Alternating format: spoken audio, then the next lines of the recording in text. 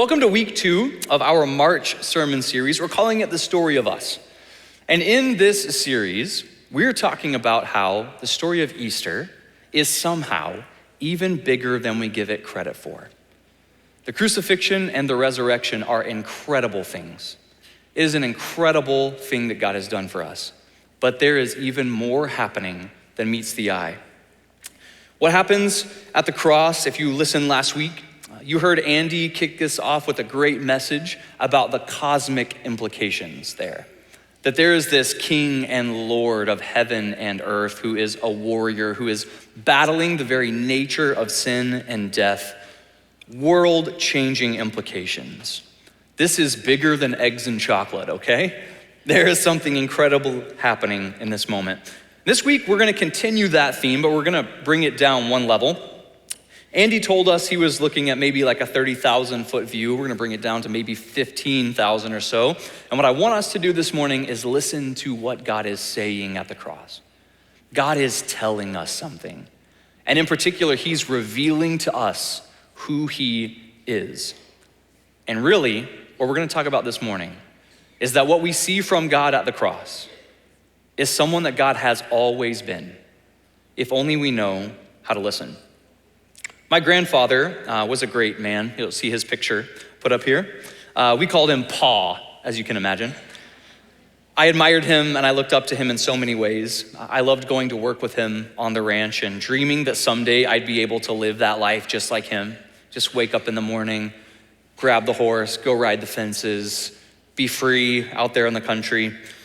And if you found my grandfather or you met Pa, he looked exactly like this. And I don't mean just figuratively, he would have been wearing exactly this. His wardrobe, his entire closet would fit in my duffel bag. I'm not joking, I think he had 6 shirts and 4 of them were those.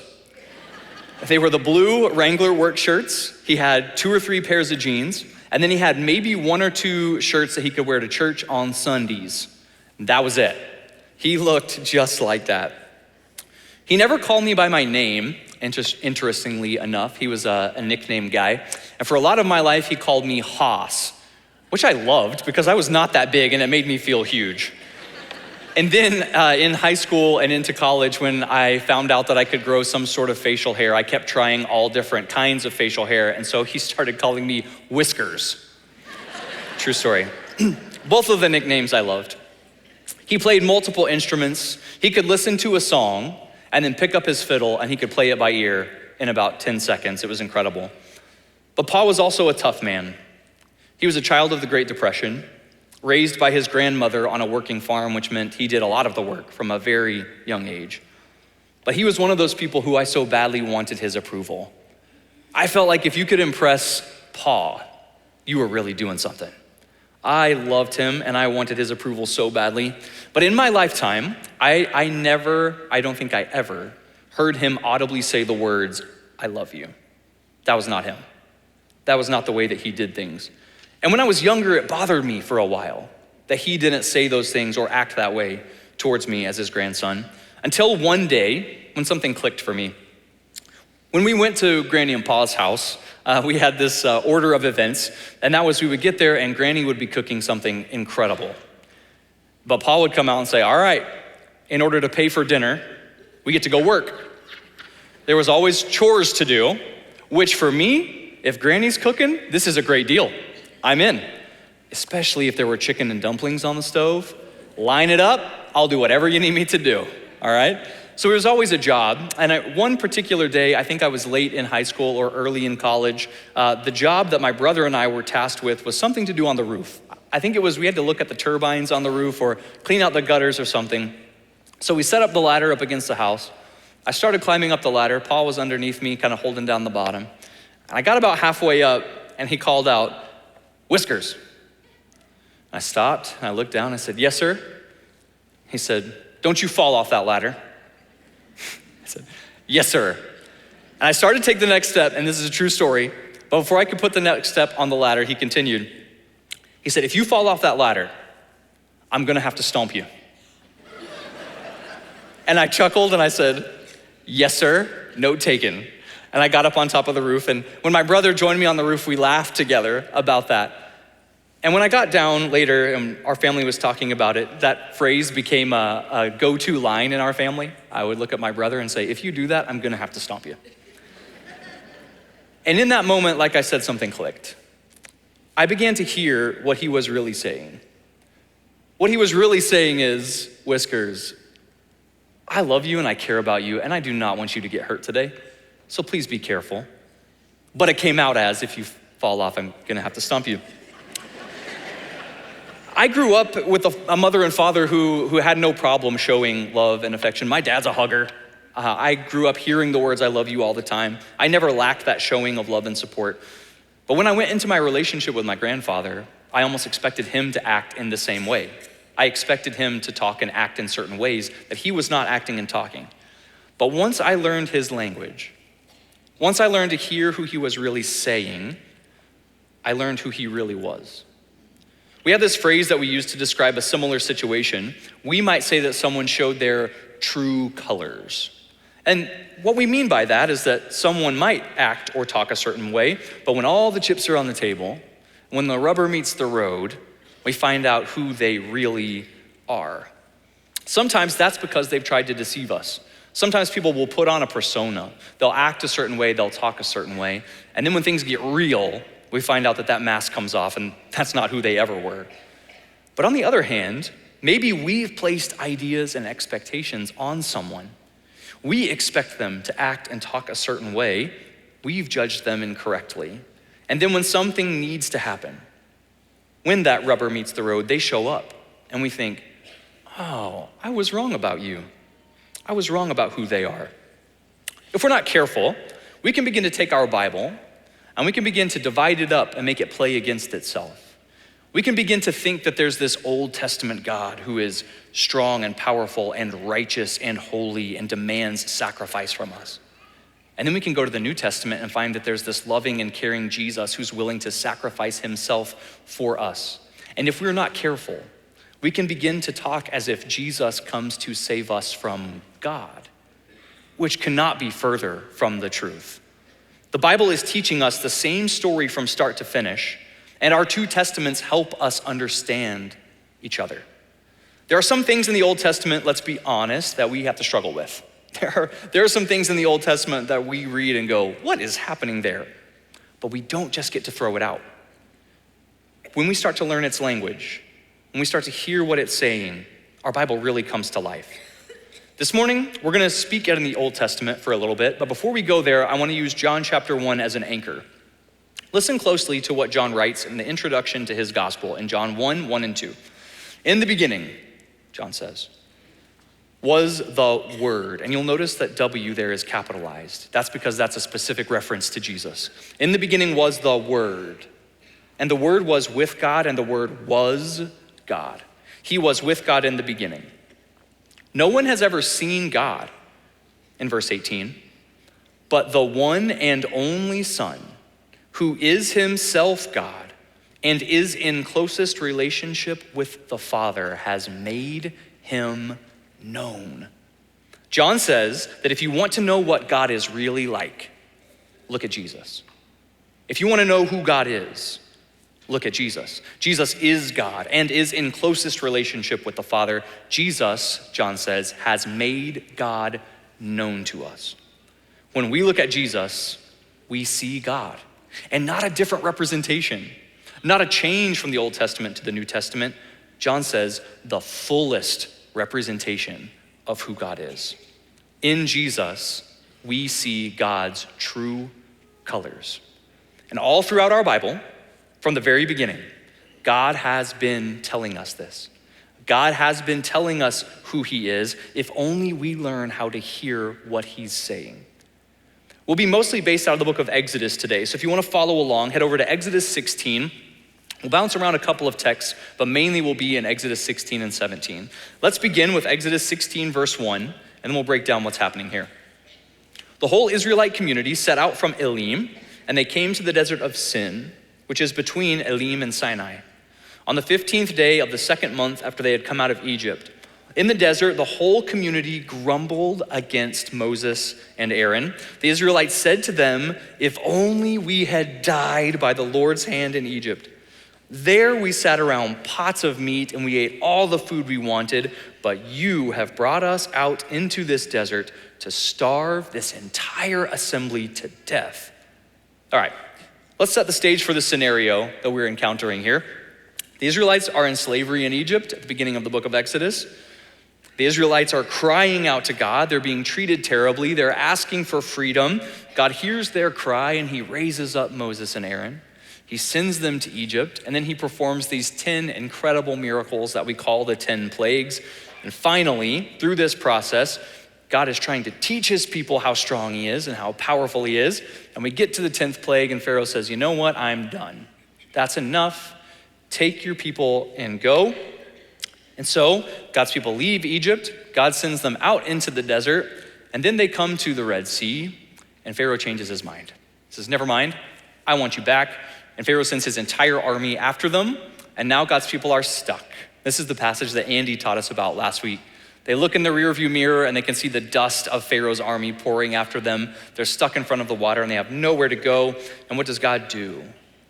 Another incredible miracle. He parts the sea, they go through on dry land, the water folds over the Egyptians, and God's people are now free from the fear of Egypt.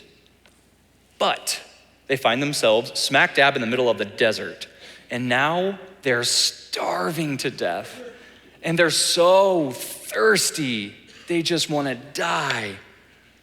What is happening here? Is this real? Are they that hungry? Are they that thirsty? What is happening? There are a few ways we can look at this. They are in the desert. There is probably not much food to be had. There's probably not much water. They could be legitimately very hungry. They could be legitimately very thirsty. But if they are, doesn't this kind of feel like bad planning on God's part? Let's free my people.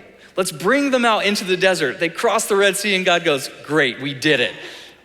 Oh, how am I gonna feed these people? I forgot about that. These people need to eat," right? What is happening here? Is this oversight on God's part? Did God not think about feeding these people? And one of the ways we can figure out what's happening here is we can look at future generations of Israel. We can look at future Israelites and think, how did they reflect on this moment? Thankfully, we have an example of this in our Bible in Psalm 78. A psalm writer named Asaph writes about this group of people and what they're doing in the desert. Listen to how he writes about it in Psalm 78, verse 18. Asaph writes, "They willfully put God to the test by demanding the food that they craved. They spoke against God and they said, 'Can God really spread a table in the wilderness?' True, he struck the rock and water gushed out, streams flowed abundantly, but can he also give us bread? Can he supply meat for his people?" Now that's interesting.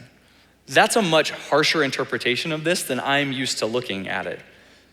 Why would Asaph write this way about his ancestors? Let's go back a few chapters and read a verse or two that I missed for most of my life in regard to the Egypt story. In Exodus chapter 12, Pharaoh has finally relented, and he tells God's people, "Enough, take your people and your flocks and your herds and leave." And in Exodus 12, 37 through 39, we read this.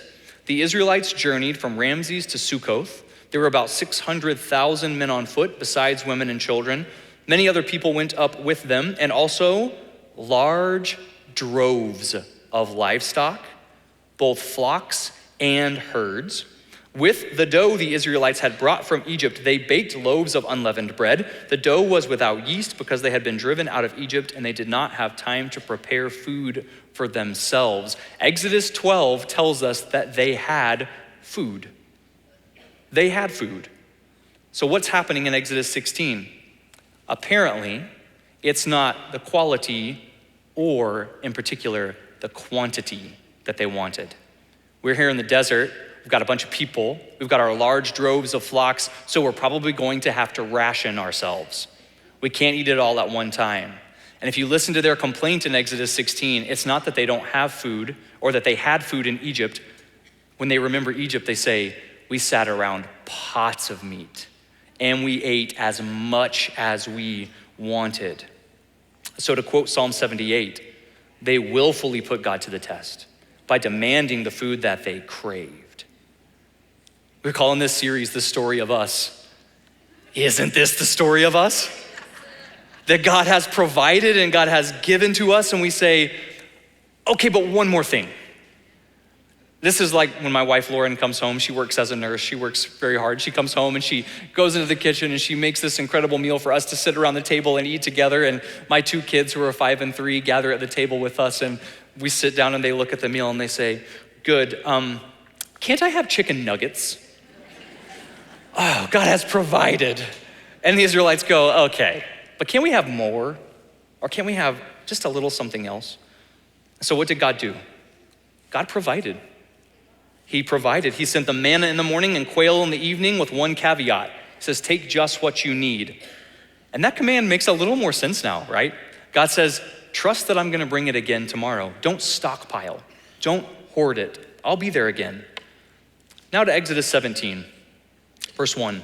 The whole Israelite community set out from the desert of Sin, traveling from place to place as the Lord commanded. They camped at Rephidim, but there was no water for the people to drink. So we've just dealt with the food thing in 16. Now we're in 17, and water's the problem. So they quarreled with Moses, and they said, give us water to drink. Okay, so again, on its own, this feels like a pretty reasonable request, right? We're in the desert, it's hot, there's not a lot of water around. I'm sure they're thirsty, and again, is this oversight on God's part? We're not gonna provide water for these people that are walking all day? We need water. It just so happens that a very similar situation has already occurred, and not that long ago. You see, at the end of Exodus chapter 15, we're told that the Israelites camped at a place called Marah, and that the water was bitter. Something was wrong with the water. If you remember this story, the people complained, and God provided. He tells Moses to take a stick and go throw it into the water, and when the stick hits the water, it's healed, and the people can drink it. They literally leave that miracle, and the next place they camp is called Elim. Listen to what Elim is like in chapter 15, verse 27. They came to Elim, where there were 12 springs and 70 palm trees, and they camped there near the water. 12 springs, that's an important number. That means there were plenty of springs. There's plenty of water. 70 palm trees. There is more than enough shade for everyone. They have got it made at this campsite. And now they leave Elim with all of the shade and all of the water, and we get to Rephidim, and there's no water at Rephidim. Did they not bring any water from Elim? Have they already drank all of the water from Elim? What is happening here? Has more time elapsed than we think? Maybe they are really thirsty and they have no water, or maybe we have another Psalm 78 situation on our hands. So they have no water at Rephidim, and I think we'll find the answer to that question in how Moses answers them. 17, 1 and 2 again. The whole Israelite community set out from the desert of Sin, traveling from place to place as the Lord commanded. They camped at Rephidim, but there was no water for the people to drink. So they quarreled with Moses and said, give us water to drink. And Moses replied, why do you quarrel with me? Why do you put the Lord to the test? Apparently there is something happening here besides just a thirsty group of people. Apparently, we might surmise, they would really like Elim again. That was really nice. All the springs, all the palm trees, all of the shade. And now we're here at Rephidim and there's nothing. And if God could do that back then, why can't he do it here now? So I would really prefer, God, if you could bring us water again. Could we have Elim? Can't you get us some water? Isn't that the story of us? That God has provided and we just want a little something else. Have you ever started a prayer, I know I have, with the phrase, God, could you just blank? God, could you just, God, I've got a great job and I've got a great home and I've got a great family, but if you could just fix this, then everything would be great. I never ask for anything again. God, could you just? Let's keep going. Exodus 17, verse 3. But the people were thirsty for water there at Rephidim. And they grumbled against Moses, and they said, "Why did you bring us up out of Egypt to make us and our children and our livestock die of thirst?" Oh, they are laying it on now. If, as we suspect, this is kind of a Psalm 78 moment, and Moses is right in his assumption that they're putting the Lord to the test, they are laying it on thick. God, what about our babies? Can't we have water for our babies? And what about the innocent livestock? We're gonna watch them waste away to nothing out here. Can't you give us water? Then Moses cried out to the Lord in verse 4. You can hear his exasperation here. "What am I to do with these people? They are almost ready to stone me." Now there are people who read this and ask, were they really about to stone Moses? Were they really about to take a rock and throw it at Moses because they don't have water? Are they really that upset? Or is now Moses doing a little manipulating? Is Moses laying it on thick? He's like, these people are trying to kill me over here. God, can't you help me? It seems unreasonable that they would want to actually stone Moses over this until we read what happens next. Verses 5 and 6. The Lord answered Moses, "Go out in front of the people." Now, if I'm Moses, this phrase makes my heart stop for a second because Moses has just gone to God and said, these people are ready to stone me. God says, okay, I want you to go stand in front of them.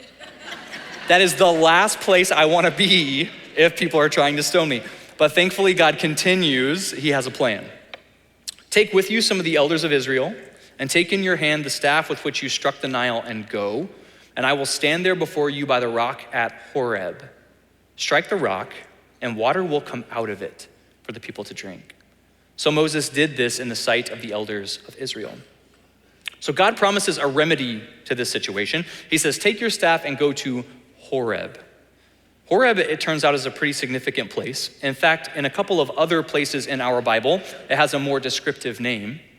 In Exodus chapter 3 and Exodus 18, they call this same place the mountain of God. So God says, go to the mountain of God and hit it, and from it I will pour water. That is deep enough right there. We could camp out on that for a long time, but believe it or not, it gets deeper. This can be easy to miss, so hang with me for just a second. We're gonna go full Bible nerd, and I wanna look at two Hebrew words.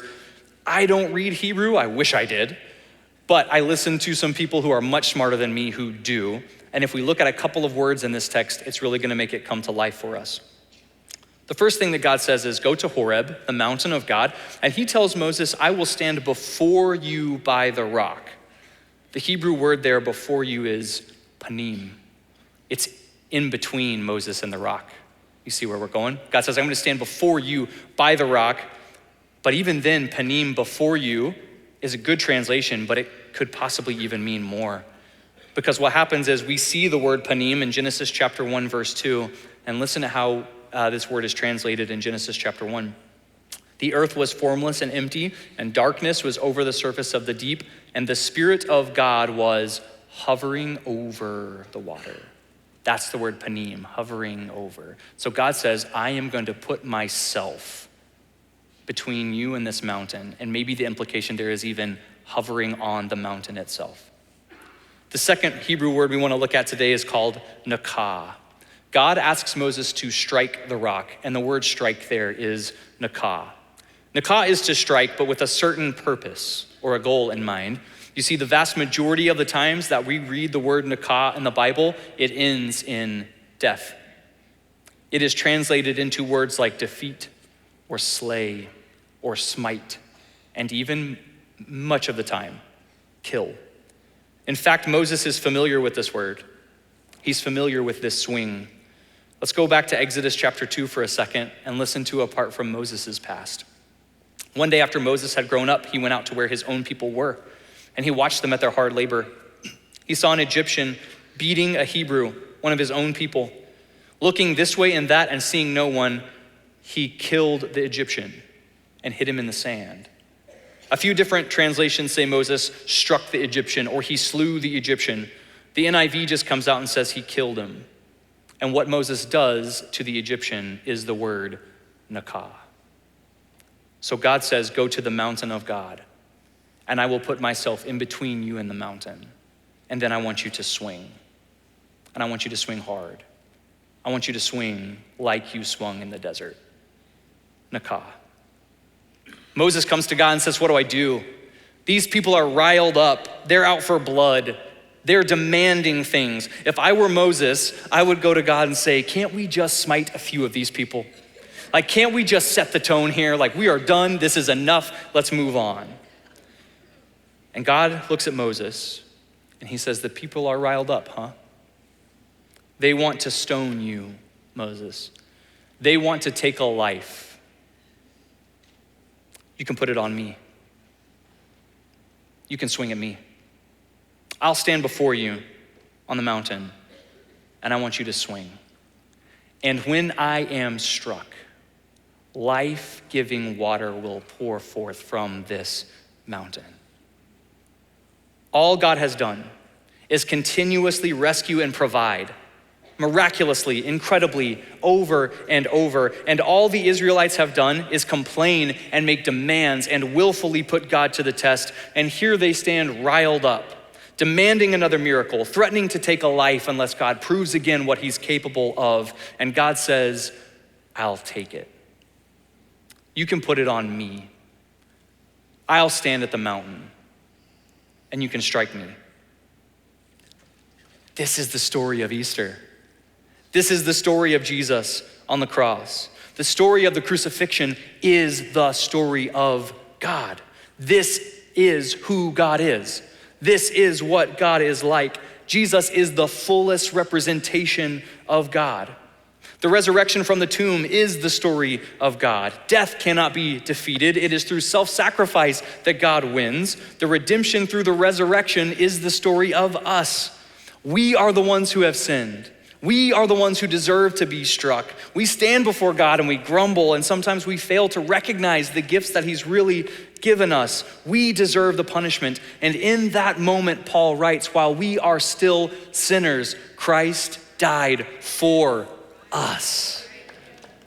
When all the chips are on the table and the rubber has met the road, God stands panim. God says, I'll stand between you and the mountain and you can put it all on me. I will take it. And not only will I take it, but from me you will receive life. You will receive fresh, clean water. And Exodus 17, of course, is not the last time that happens. At the crucifixion on a hill called Golgotha, Jesus will once again stand before a crowd that is ready to take a life, and Jesus will say, you can put it on me. I will take it. And if you don't know that Jesus is so familiar with Exodus 17, one of Jesus' most famous teachings comes from John chapter 7, and he says this: on the last and greatest day of the festival, Jesus stood and said in a loud voice, let anyone who is thirsty come to me and drink. The Easter story is bigger than we think. The Easter story is the fullest representation of who God is. It is the full display of God's true colors. The crucifixion and the resurrection are more than just a spring holiday when we get to dress up in matching outfits and eat chocolate all day. The crucifixion and the resurrection reveal to us who God really is. And he's been trying to tell us the whole time, if only we learn where to look and how to listen.